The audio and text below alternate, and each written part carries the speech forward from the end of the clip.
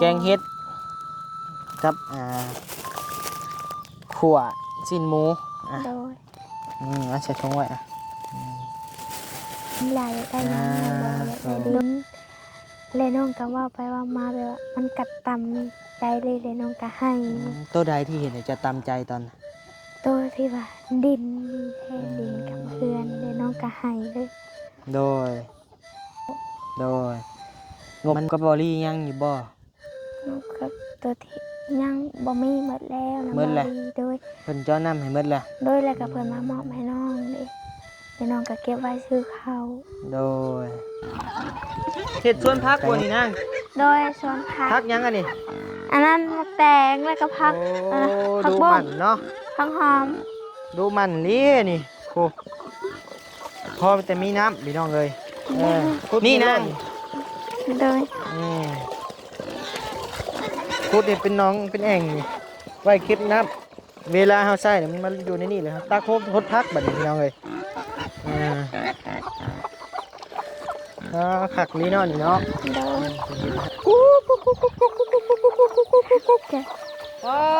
โธ่นี่โพดโพลี่นี่พี่น้องเลยโพห้ำหลุดได้เดียวบาทนี่พูนโธ่พี่น้องเลยห้ำพ่อมันกินอยู่บ่นี่ชึบเรียบร้อยเราเห็ดเรียบร้อยได้แล้วน้องกิ๊กเลยกับว้าวดอกว้าวหยอกเจ้าเชื่อว้าวแล้วน้องปล่อยเลยปล่อยรถว้าวหยอกเชื่อว้าวแท้นี่บันไดว้าวหยอกเป็นทำปอนคลอออกมาเลยว่าเรียบร้อยแล้วบัดนี้ระวังแห้งช่วงนี้พี่น้องเลยเนาะ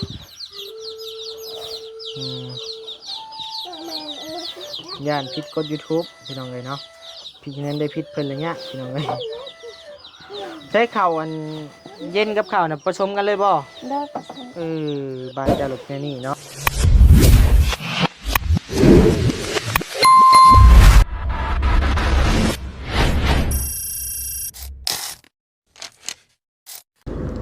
ป่ะพี่น้องเลยเนาะทางบ้านนิวพี่น้องเลยเนาะเปิดภาพมาบ้านนี้พี่น้องเลยเนาะอยู่ป่าอยู่ดอนเด้อพี่น้องเด้อเนาะกำลังจะเดินทางเข้าไปเยี่ยมทางน้องกิ๊กพี่น้องเลยเนาะบ่ได้มาหาเพิ่นก็หลายมื้อหลายวันแล้วพี่น้องเลยเป็นอยู่จังใดนะพี่น้องเนาะมาเห็นมาบ่เตียงมาก็คือว่าให้ห้องท้องแตกอยู่เป็นพี่ช่างนะพี่น้องเนาะทางนี้ขึ้นได้บ่พี่น้องเลยจะขึ้นบ่ได้ดอกเนาะเดินทีละมาทางทีละพี่น้องเลยเดินทางมา3คนพี่น้องเลยเนาะบ่าวนิวบ่ไล่เบาเงาพี่น้องเลยนี่แหละน่าจะขึ้นทางนี้แล้วนะ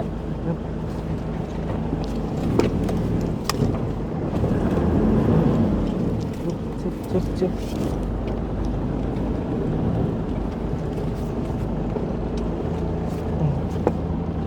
ทางนี้เป็นกระดุดกระดิดพี่น้องเลย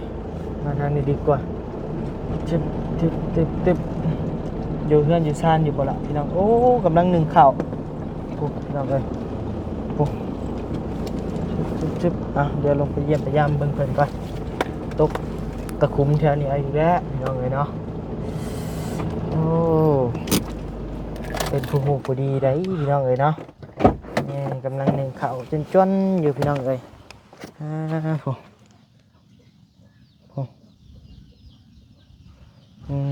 เดี๋ยวเอาของอยู่ของกินก่อนใส่มีแต่2 ถุงว่าสิไปเยี่ยมทางน้องน้องอีน้องอากะเมิดแหละของกินก็ได้ผมเป็นยังดอกทางเบาไลกับเบาอันเงาก็ซื้อมาอยู่พี่น้องเลยเนาะโตพี่น้องเลยสบายดีนั่งโดยเฮ็ดพี่เหลืออยู่โดยเป็นผู้หูผู้ดีเนาะเป็นแม่ซีเลื่อนอยู่เจ้ากระไดใส่มือนี่คือแต่งโต๊ะงามแท้อยู่ผู้เดียวบ่ อืมโดยอืมกำลังหนึ่งข่าวเป่าไพ่ เอออ่ะนั่งอ่ะเน็บใช่เขาเสียอืมอ่าโธ่นั่งเลยหนึ่งข่าวบ่เรียกว่าอุ่นข่าวใช้เปิดให้เบิ่งแหน่ หนึ่งแล้วก็อุ่นข้าวใส่พ่อ โอ้ใช่เบิ่งกระเบาถ่ายรูปกันอืมหนึ่งแล้วก็อุ่นพร้อมโอ้โดย โดยจื้อคอยอยู่บ่ล่ะหึ บ่เจอ บ่จื้อ โดย อ้าวมาหาตั้งแต่แรกๆก่อนหมู่ก่อนครูเออ บ่จือปานใด บารีมาก่อนแล้วก็บานิวมาพี่น้องเอ้ยอืมไปซื้อบานิวเด้อ โดย โอ้ยเห็นว่าเบิดมาหึงก็บ่จื้อกันซับอืม แค่ลืมใน ลืมแน่ โดย ให้มานั่งเป็นกระตอนี่ ต่ออันนี้วะ โดย น้องไปอัน หาบ ยู่ เอา ยู่ใส่ล้อ โอ้ บ่ได้ครับ โดย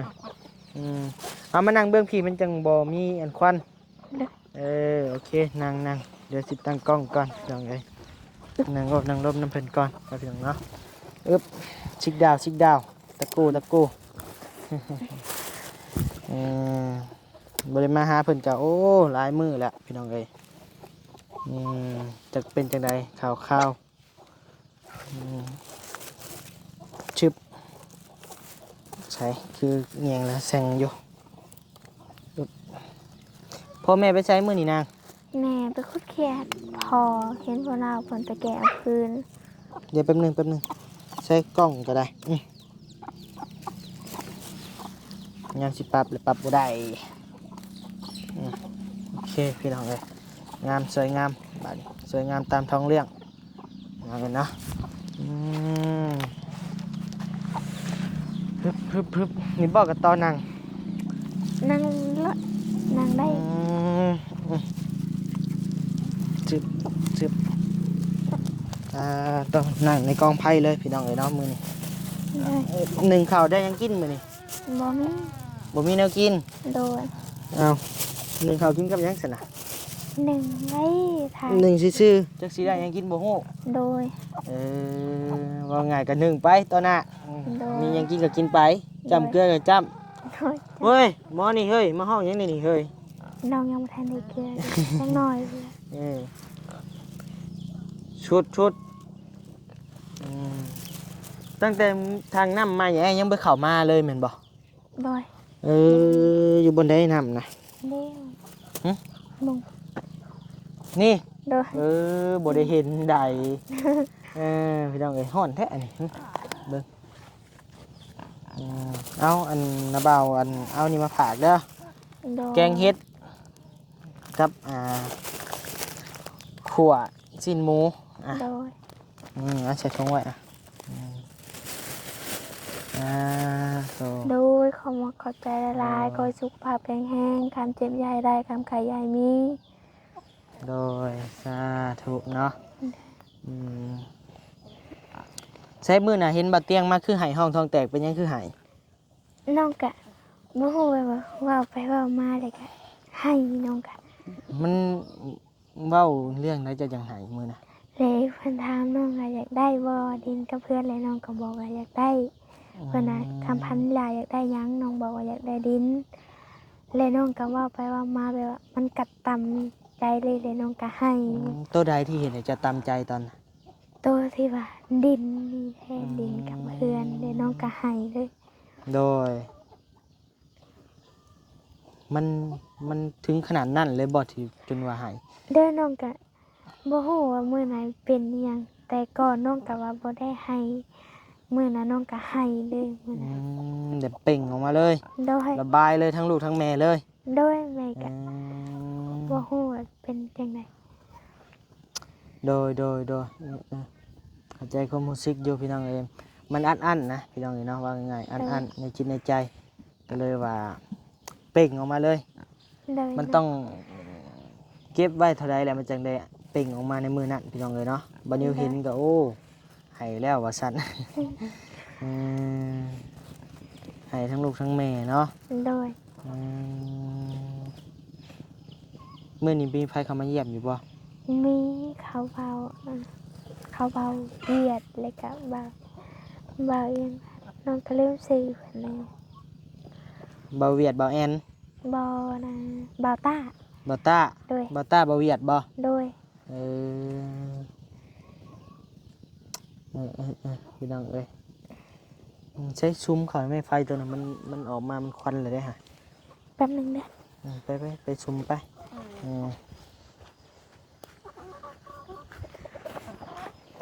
พื้นนี่ก็เอาแบบพื้นนั่นนะเลยนะพี่น้องเลย เด็ก หัก เพิ่น หักไม้เลย หักไหม ซุ้มเขามันจังบุควัน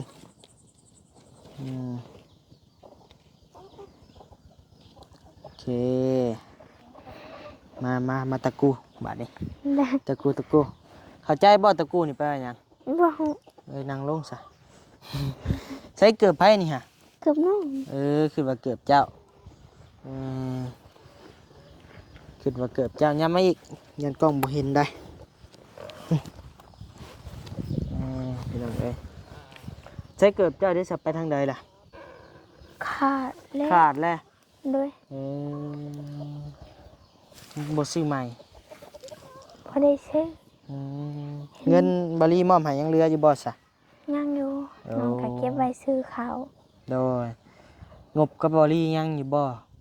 น้องกับตัวที่ยังบ่มีหมดแล้วนะ หมดแล้ว บ่ดีโดย เพิ่นเจ้านำให้หมดแล้ว โดยแล้วก็เพิ่นมามอบให้น้องเด้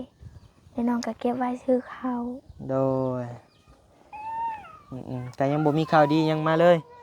ไผอันนี้ ร้าน มาพี่นั่งมานั่งพี่ หลานมาแต่เที่ยง ร้านไม่ได้ใช้เกาะ มาตะลิน เชบึ้งไปไหมเฮ้ยใช่ดิบ่ย่านกันเลยร้านมัตเตอร์ลิน โดย ลินอยู่ใช่เฮ้ย โดย ลินอยู่ซ้าย เช้า เสียงโล เสียงเลยโล เสียงโล เป็น ไผคือเอโล โล เอา เอื้อยเดี๋ยววะเอื้อยโล ขี้มูกกา เบิ่งไหม จุดอยู่ แป๊บหนึงเดี๋ยวน้องคอย ได้ไล่มานี่ก่อน ไรนี้เลยนะ เชไล่นี่เชเชเจ้ายา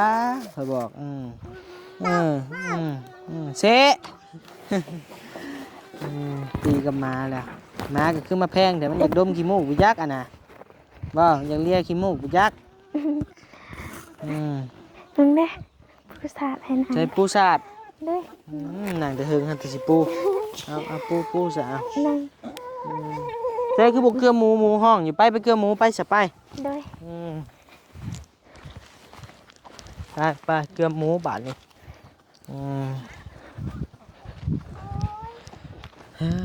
โตขอเกลือหมูกันเด้อโอ้พี่น้องเลยไก่ยืนอันน่ะหมูหลังหมูพี่น้องเลยถือกันได้จังใด อย่าดื้อเด้ออีน้อยอย่าดื้อเด้อ บ่หายกันเฉย นะ หมูครบมา ผู้เขียน ไปเอาห้ำบ่อนะ โดย นี่น้องเลยอันนี้บ่อแม่น้องอัน ฮะ แม่น้องกิ๊กบ่อนี่ บ่แม่น บ่แม่นเนาะ โดย กูเห็นยาปลานี่บ่คิดมื้อน่ะ แป๊บนึง หิวข้าวแห้งเลยนี่ก็ได้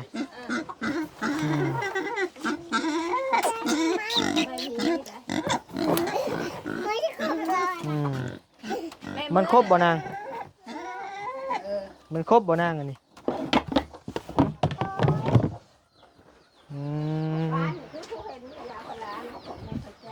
ติ้งแม่ใบใส่เลย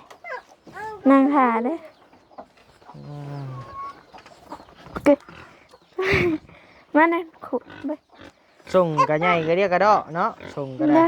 นั่งอยู่นั่งอยู่นั่งอยู่นั่งอยู่กับน้องผู้ไปฟ้าโตแล่นแต่ครบพี่น้องเลยหิวแห้งเลยนะคนเบิ่งนี่จอยมันเนี่ยไปเบิ่งน้ำเลยพี่น้องเลยเนาะใจครบอยู่ไปนี้เห็ดสวนพักวันนี้นั่ง โดยสวนผั พั ก กยังอันนี้ อันนั้นมะแตงแล้วก็พัก โอ้ พัก ดู บ้ มั ง นเนาะ พักหอม ดูมันนี่นี่โอ้พอจะมีน้ำพี่น้องเลย ได้ นี่นางเจ้าคุดน้องอันหนึงนี่ให้มันเก็บน้ำตัวเฮาโยกนี่ นั่งบ่ได้ขุด คุดเมลอนนี่ เลย คุดนี่เป็นน้องเป็นแอ่งนี่ไว้เก็บน้ำเวลาเฮาใส่เนี่ยมันมาอยู่ในนี่เลยครับตาโคบทดพักบัดนี้พี่น้องเลย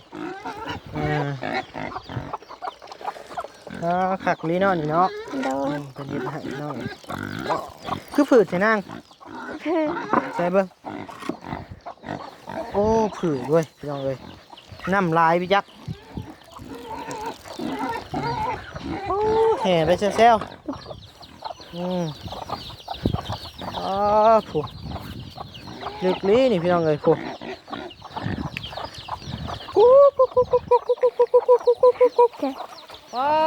โธ่นี่โพดโพลีนี่พี่น้องเลยผูห้ำหลุดได้เดียวบาทนี่ เลย พูนพูน เอ้ย พูนโธ่พี่น้องเลยห้ำพ่อมันกินอยู่บ่นี่ บ่พอทำน้องกับมัน โอ้ยหมาก็กินห้ำบาทนี่ เลย ความหิวพี่น้องเลยเนาะหมาก็ได้ผสมน้ำกับจนบ่ทันผู เลย โพดโพ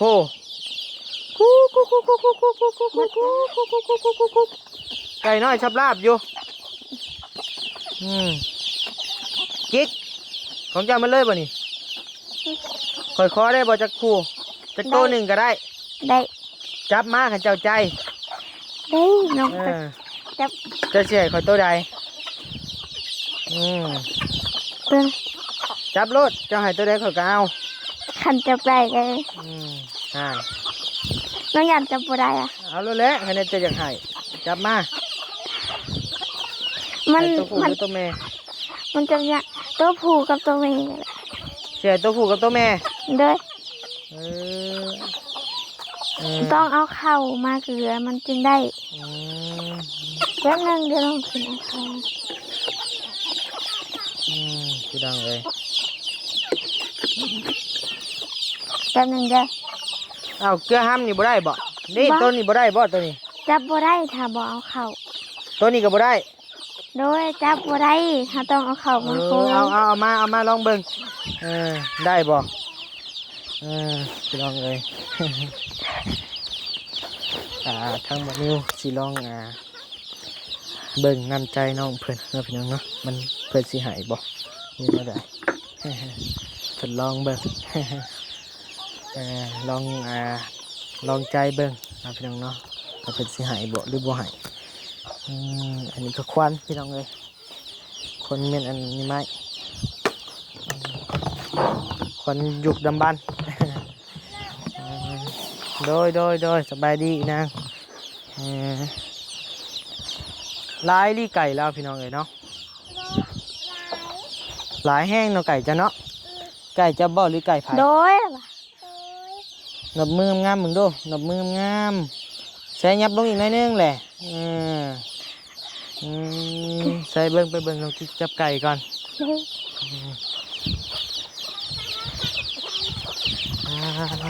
ี่น้องเลยลายแห้งดีได้ผู้ไก่น้อยก็ได้ผู้นั่งอยู่ไปนั่งอยู่ไปถอยไปชึบเรียบร้อยเราเห็ดเรียบร้อยโอ้ยน้องเลยห้องดังชับบาทนี่ ดังใจ ใส่พ่อแล้วตัวเดียวค่อยก็เอาแหละพ่อแล้ว ตัวเดียวบ่ โดย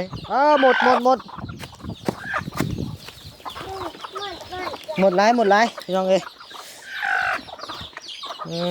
ผู้ แป๊บนึงเด้อ ได้แล้วน้องกิ๊กเอ้ยเขาบ่เอาดอกเขาว่าหยอกเจ้าเสื้อ บ่เอาว่าเลยน้องปล่อยเลย ปล่อยรถว่าหยอกซื่อ ว่าแพ้ดิ ว่าหยอกซื่อพี่น้องเอ้ยว่ามากินข้าวสาร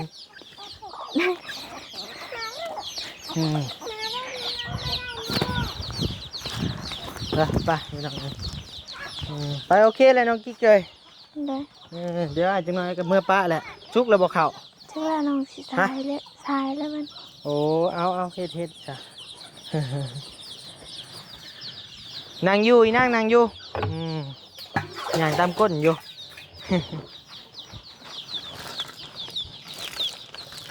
ใช้เห็ดในได้ป่ะ น้องเป็นจกเขาจานขึ้นมา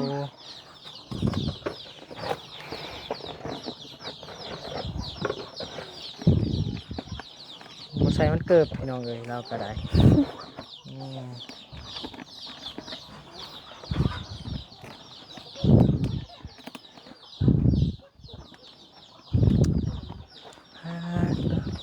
แม่จะไปใส่พ่อจะไปใส่นาง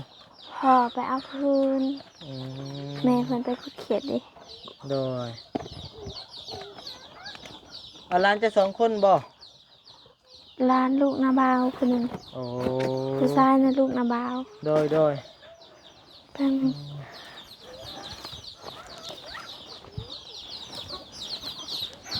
เอาไปจับก่อน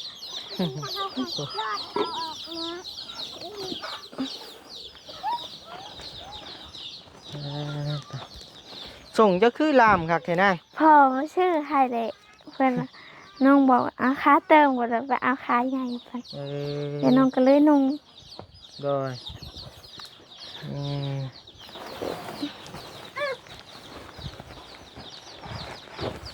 เสร็จเบิด ไปใส่กระตามมากมาก็ได้ เลย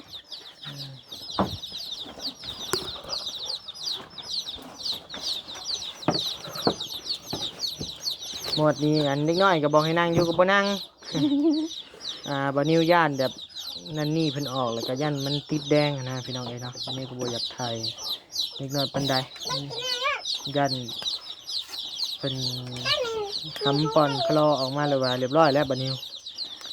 ระวังแห้งช่วงนี้พี่น้องเอ้ยเนาะ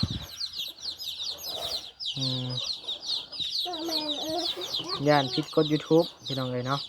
พี่นั้นได้ผิดเพิ่นละเนี่ยพี่น้องเอ้ยใช้ข้าวอันเย็นกับข้าวน่ะผสมกันเลยบ่ เด้อผสม บ้านเจ้าหลบแนวนี้เนาะ โดย แนวนี้มันเป็นพี่น้องเลยเนาะบ้านบ้านนี้เราแยกกันพี่น้องเลยเนาะ บริ ข้าวเย็นเลยแยกข้าวแซ่บเลยไว้กินอันก่อนว่าสั่นเนาะก็แนมว่าข้าวเย็นกินบ่หมดกะให้มาให้ยังไปหั่นนะข้าวแซ่บเลยไว้กินก่อน